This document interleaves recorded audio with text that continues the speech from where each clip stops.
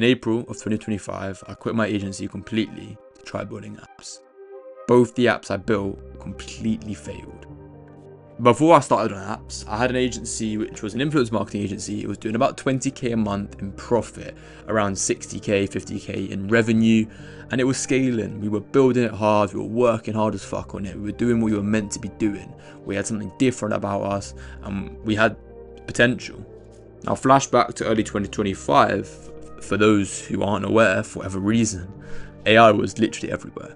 I mean, it's been everywhere for the past 4 years, let's be honest. But it was 2025, especially early 2025, when I started to realize how powerful it had become. Now, we had a few light AI integrations within our agency, small things, potentially with NAN or Google Sheets, where we had like an AI edition, AI Gmail add-on or something. Very small things which didn't drastically change anything, but saved us 30 minutes, an hour every day. And because of this limit of AI, I started questioning whether the agency would let me scale as fast as I wanted to scale. So instead of doubling down on the agency as we had done for the past 18 months, we decided to pivot completely to apps. The idea was twofold. If we can get into AI, not only are we going to scale faster with the growth of AI, we're also going to learn way more about AI, let us get deeper into the field and build who knows what over the next few years. In my head, I knew there'd be a massive learning curve. I knew I would struggle. I knew that it would be hard, I knew it would be difficult. But to be honest, I honestly believed deep in my heart that within 6 months, we would make it. I believed, 6 months in, we're easily going to surpass our 20k a month with the new apps. We're going to be doing 25, 30, at least 50k per month with our apps. About a month into building our first app, the reality started to look a little bit different, because the first app we built was called Selfly AI. It was a AI habit tracking app. Now, anyone here who does do vibe coding, you're going to know that there's only really one key software you're going to use with vibe coding, especially for mobile apps, which is Cursor with, proper language such as Flutter or React Native, or doing it within Xcode itself and using a proper language. However, if you don't know this, I basically just gave you the rundown. We weren't even using a coding language that could be put onto mobile apps. This is how inexperienced I was code. I was using Replit to build it. Replit was using React, so it wasn't even React Native. Everything was a complete mess. The idea was terrible. An AI habit tracker is completely an incredibly competitive market with incredibly low marketability and virality. There was nothing different about us. We weren't even a copy. We were just a terrible version of all the other apps on the market.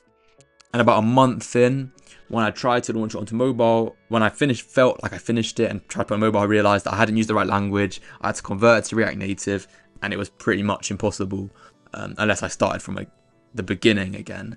And because we knew the idea was so bad, we felt it's better if we're going to start from the beginning to start with a proper good idea.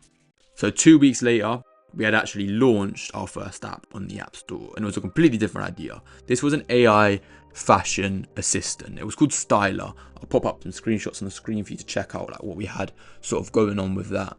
Now, we worked on this app specifically for about 3 months. I'm not going to jump into the details of what we did within that 3 months. I've actually done another video where you can check that out. But within that 3 months, we made about $300. Now, bear in mind, the amount we spent was probably upwards of about $4,500, and that's direct investment, not including the time and the opportunity cost from not working in an agency or on other projects. After that, this was about mid-September, we started to switch again, put another month into a project. So the final project was called Save My Hair. It was a hair improvement app, and it allowed you to improve your hair, basically for balding old men was the aim. And it would build a plan for them, it would give them focused goals, do everything for them. We used Facebook ads, spent over $750 and made $29 and received under 200 downloads. And that basically leaves us where we are now. It's currently January the 2nd. Now we have a bit more runway, but about 2 months ago and mid-October, we decided to go back to the agency. So we're back on the agency. We've got way less money in the bank. We've got, like I said, less runway, and we failed on 2 apps and wasted over 6 months. Well, that's one way to look at it. The other way to look at it is that I've learned so many invaluable lessons over the past 6 months.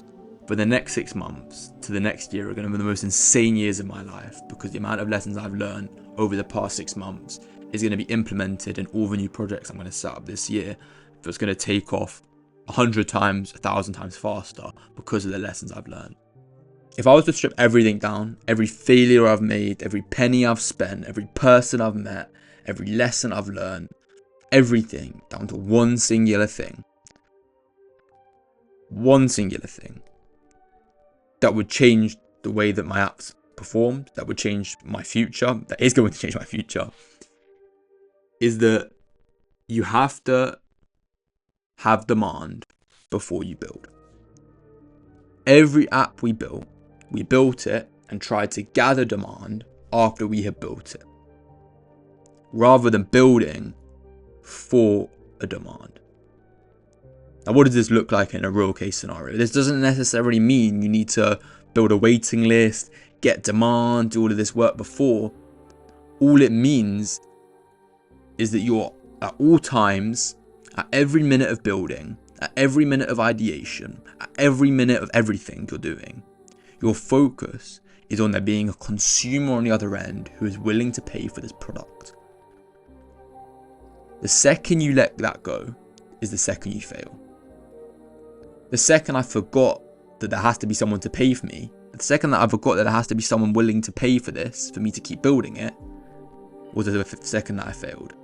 The only thing you need to focus on, the one thing that needs to be in your mind every second of every day, every product you build, every minute you spend, every pound you spend on your app, has to consider that is there a consumer that is demanding what I'm working on?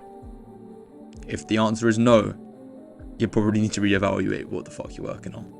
For anyone out there listening to me right now, for the few people that may be watching this who are trying to do the same thing that I'm trying to do, learn from my mistakes, please. Detach yourself from the fucking idea. Stop trying to be insanely unique and build something with as much humanly demand as possible.